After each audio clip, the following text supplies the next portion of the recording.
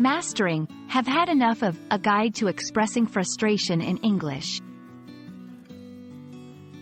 Hello, everyone. Welcome back to our channel, where we dive into the fascinating world of English language learning. Today, we're going to explore a phrase that's as useful as it is expressive. Have had enough of. This phrase is a key part of conversational English, especially when you want to express frustration or dissatisfaction. So, if you've ever felt at a loss for words when something or someone was really getting on your nerves, you're in the right place. Let's get started.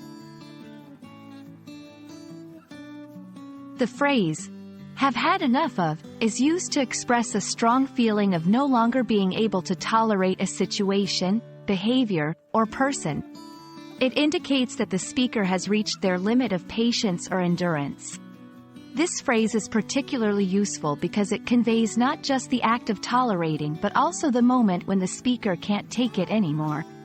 For example, if someone says, "I have had enough of this noise," they mean they can no longer tolerate the noise and want it to stop. Using have had enough of is straightforward. But there are a few things to keep in mind to ensure your message is clear and effective. 1. Subject plus have, has had enough of plus object, noun phrase. 2. She has had enough of the constant interruptions. 3. We have had enough of the poor service here. 4. You can also use it with pronouns or names to specify what or whom you're frustrated with.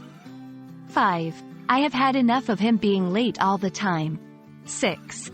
It's often used to express frustration in a somewhat polite or indirect way, making it suitable for various situations, from casual to semi-formal.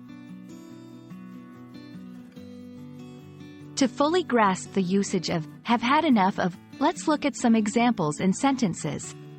They have had enough of the neighbor's loud music every night. I have had enough of waiting. I'm going to start without you. She has had enough of her job and is thinking about quitting.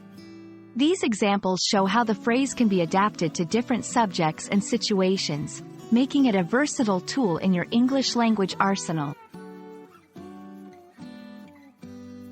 Now, let's put what you've learned into practice. Try forming sentences using have had enough of based on your own experiences or frustrations. Remember, practicing with real-life scenarios can help solidify your understanding and make you more comfortable using the phrase in conversation. And that wraps up our exploration of the phrase, have had enough of. We hope this video has been enlightening and that you feel more confident in expressing your frustrations in English. Whether it's noisy neighbors, a bothersome situation, or anything else that tests your patience, you now have the perfect phrase to express your feelings. Thanks for watching, and don't forget to practice what you've learned. See you in the next video.